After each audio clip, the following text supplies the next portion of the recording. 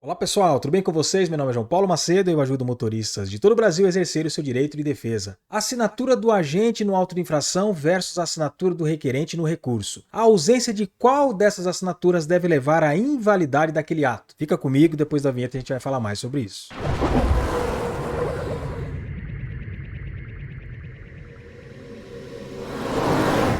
Eu já tenho que começar te dizendo aqui que ambas as assinaturas são obrigatórias, é isso mesmo. Tanto o agente de trânsito, a autoridade de trânsito, agente da autoridade de trânsito é obrigado a assinar o auto de infração, como também você que é requerente, recorrente, está aí apresentando a sua defesa, o seu recurso, também é obrigado a assinar. Caso contrário, isso deve levar à invalidade daquele ato. Só que fica comigo até o final desse vídeo, porque você vai descobrir que nem sempre pau que bate em Chico, bate em Francisco. Bom, eu quero começar aqui te trazendo a fundamentação legal. Onde é que está escrito que tanto o agente como também o recorrente devem assinar ali os seus respectivos atos? Quero começar falando aqui da obrigatoriedade do recorrente assinar o recurso. Então, para isso, temos que começar estudando a Lei 9784 de 99. Essa lei regula o processo administrativo no âmbito federal. Ela serve de parâmetro geral, mas cuidado. Às vezes aí no seu estado pode ter uma lei específica que versa sobre o processo administrativo, como é o caso aqui do estado de São Paulo. Existe uma lei bem antiga que trata a respeito de processo administrativo. Só que essa lei específica do estado, ela não pode divergir sobre a lei federal. Então, normalmente as mesmas coisas que constam nessa lei estadual estarão também na lei federal. É claro, fazendo ali algumas modificações, alguns acréscimos, mas nunca suprimindo os direitos do cidadão. Vamos ver alguns dispositivos dessa lei. Primeira coisa é o artigo 6º, que fala a respeito do requerimento inicial, que está falando da defesa do recurso propriamente dito. Diz que, salvo o caso em que for admitida a solicitação oral, deve ser formulado por escrito e conter os seguintes dados, olha só: órgão, autoridade administrativa, identificação do interessado ou de seu representante, domicílio do requerente ou local para recebimento de comunicações, formulação do pedido, com exposição dos fatos e de seus fundamentos. E olha só aqui, ó, data e assinatura do requerente ou de seu representante. Por essa lei, você já vê que é obrigatório que você assine a sua defesa ou o seu recurso.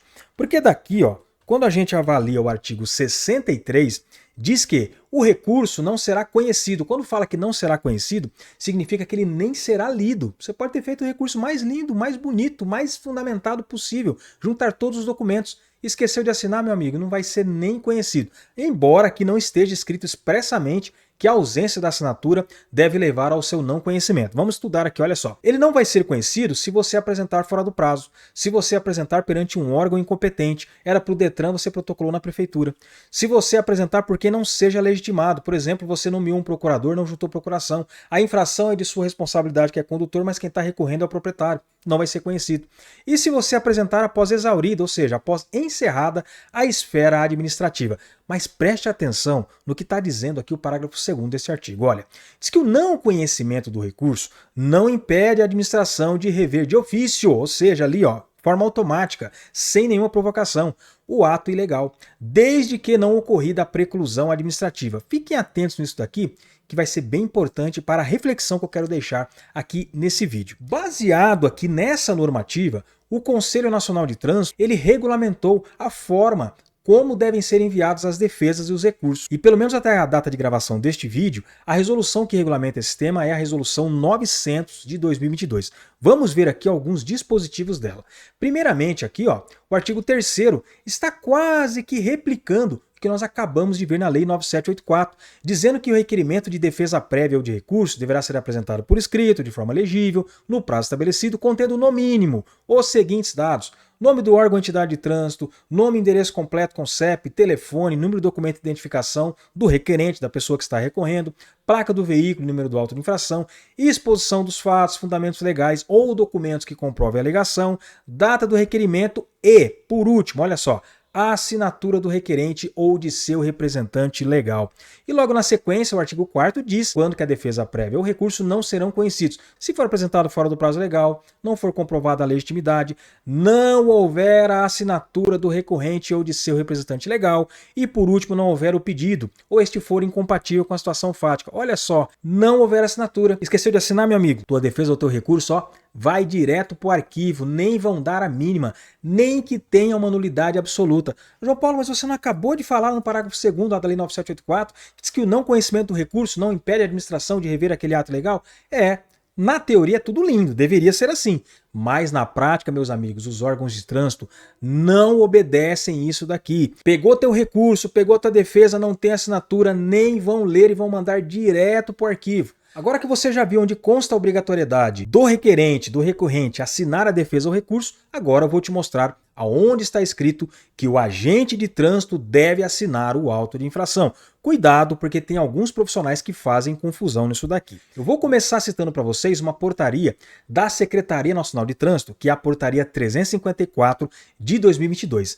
Esta portaria diz quais são os campos mínimos que devem constar no auto de infração, bem como os campos de preenchimento obrigatório. O anexo 2 traz quais são os campos de preenchimento obrigatório do auto de infração. E temos aqui vários campos como placa, marca, espécie, todos eles de preenchimento obrigatório, mas vamos direto para o que interessa. Olha só aqui nesse campo de assinatura da autoridade ou agente autuador. Preenchimento obrigatório, exceto para infrações registradas por sistemas automáticos metrológicos e não metrológicos. Essa portaria fala de uma forma geral a respeito dos campos do auto de infração, só que você não vai encontrar aqui nada a respeito de talonário eletrônico, porque eu tenho certeza que você se perguntou aí. Isso aqui para a questão do auto de infração físico, né? Lavrado a caneta, ok quanto à assinatura, mas e o talonário eletrônico? O agente precisa ou não assinar esse auto de infração? E para isso nós temos que estudar uma outra portaria também da Senatran. Neste caso, a portaria 997 de 2022. Se você quiser saber mais a respeito do talonário eletrônico, você tem que dar uma lida aqui nessa portaria. Olha o que diz o artigo 4º, que o auto de infração lavrado no talão eletrônico deverá conter os dados mínimos definidos no artigo 280 do Código de Trânsito Brasileiro e em regulamentação específica. Atenção no parágrafo único. A assinatura da autoridade de trânsito ou de seu agente será obrigatória somente quando o auto de infração no talão eletrônico for impresso no ato do seu preenchimento. O cidadão solicitou a cópia do auto de infração dele no ato da abordagem, seja ele físico, seja ele eletrônico, deve ser impresso e deve conter sim a assinatura da autoridade ou de seu agente. E se não tiver essa assinatura? Ora, aqui está a norma, aqui está a forma como deve se dar esse ato administrativo que é o auto de infração. Descumpriu? Ilegalidade. Vício deve ser anulado, deve ser arquivado. Existem os elementos dos atos administrativos, que no total são 5. Competência, finalidade, forma, motivo e objeto. Você prestou atenção que eu falei forma? Quando fala forma, é como aquele ato administrativo deve ser feito. E a própria legislação está dizendo. Existe uma obrigatoriedade tanto para os agentes de trânsito, na hora que lavra o auto de infração, como para você que vai recorrer da sua multa. Você tem que assinar ali na tua defesa, no teu recurso. Não fez isso? O teu recurso não vai ser conhecido. O agente de trânsito deixou de assinar?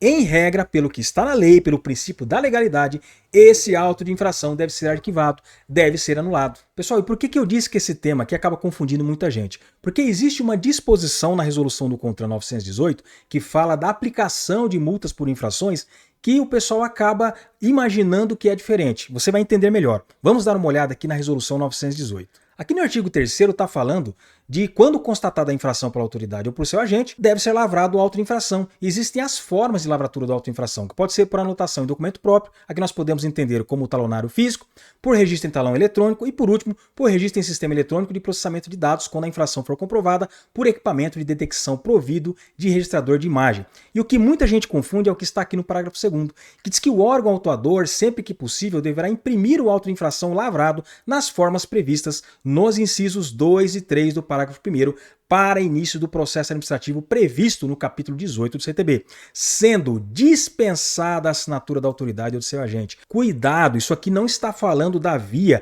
que é entregue ao condutor no momento da abordagem. Essa via, você acompanhou aqui comigo, tem que ser devidamente assinada sim. Agora, a via que é impressa ou que é enviada eletronicamente para o órgão de trânsito iniciar o processo administrativo, esta via não precisa conter assinatura. E pessoal, não tem como eu encerrar esse vídeo sem fazer uma crítica aqui para os órgãos julgadores, na verdade trazendo a realidade. Você viu que existe obrigatoriedade para ambos? Tanto o agente de trânsito tem que assinar o AIT, como você, recorrente, tem que assinar o seu recurso. O problema é que quando o agente não assina um auto de infração e você recorre, olha o que a administração pública faz com o princípio da legalidade, ó.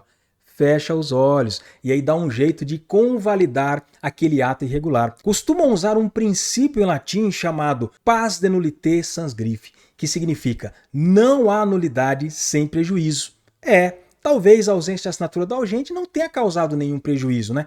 Mas quando o recorrente deixa de assinar ali o seu recurso, tem algum prejuízo? Será que um recorrente vai deixar de assinar ali o seu recurso de forma proposital, querendo ele mesmo acabar sendo prejudicado? E para finalizar, eu quero compartilhar com vocês uma decisão que eu tive do Conselho Estadual de Trânsito aqui de São Paulo, mas eu diria que foi uma exceção, viu? Caiu na mão de um conselheiro totalmente legalista, que entendeu que a lógica é a mesma, que é exatamente isso que eu estou dizendo aqui. Se pau bate em Chico, também deve bater em Francisco. Vamos dar uma olhada nessa decisão?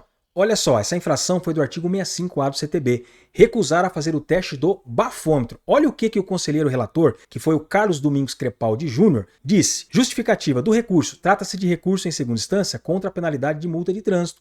Da análise. Vistos e analisados os autos, alega inconsistência no auto de infração por ausência de assinatura do agente. De fato, a ausência de assinatura do agente autuador no auto de infração causa inconsistência.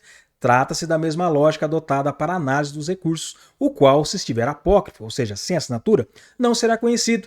Da conclusão em face do exposto, propõe o deferimento do recurso para o recorrente, com a reforma da decisão de primeira instância e o cancelamento da penalidade aplicada. Voto que submeto à deliberação final do Conselho. E o Conselho acompanhou aqui o relator e realmente o auto de infração foi anulado. Que isso aqui sirva de exemplo para todos os órgãos de trânsito do Brasil. Cumpram o que diz a lei, cumpram o que diz a forma, o que diz a norma. Bom, pessoal, então esse foi o vídeo. Eu espero que você tenha gostado desse conteúdo. Deixa aqui o seu comentário. O que você acha do que eu disse aí? Certo ou errado? Qual a sua opinião? Eu vou gostar muito de saber. E se você gostou desse conteúdo, eu peço que você me ajude. Deixa aí o teu like, se inscreve aqui no meu canal, ative as notificações, porque aqui tem conteúdo novo toda semana. Eu também te convido a me seguir nas outras redes sociais, porque por lá o conteúdo é diário. Seja no feed, no story, tudo para poder fazer você entender o nosso querido trânsito de uma forma muito mais fácil. Eu vou ficando por aqui, um grande abraço, até o próximo vídeo e valeu!